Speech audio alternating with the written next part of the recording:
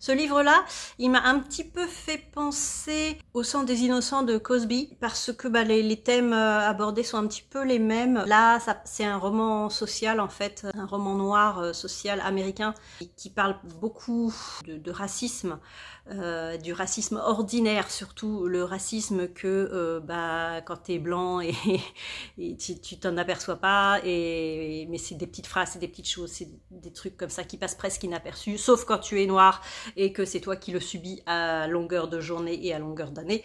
Et ça parle principalement de ça et ça part de ça, mais c'est aussi un roman policier thriller parce qu'il y a un meurtre qui n'arrive qu'à la deuxième partie. Donc tout le début, c'est vraiment la mise en place de l'atmosphère, de l'ambiance dans ce village américain, etc. Ensuite, il y a meurtre et il y a enquête, justement, pour savoir ce qui s'est passé.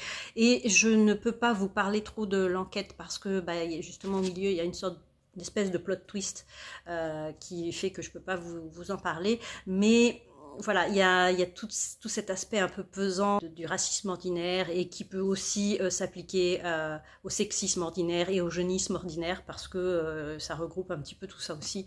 Et c'est Les deux visages du monde de David Joy aux éditions Sonatine. Et c'était assez prenant effectivement comme roman. L'enquête reste un petit peu comme ça dans le village et les gens, certains s'aperçoivent effectivement que oui, il y a du racisme, même s'ils cohabitent blancs et noirs tous ensemble, même s'ils s'entendent bien, oui, il y a du racisme ordinaire et au bout d'un moment, la jeune génération va essayer de se révolter et c'est aussi ce dont il est question ici.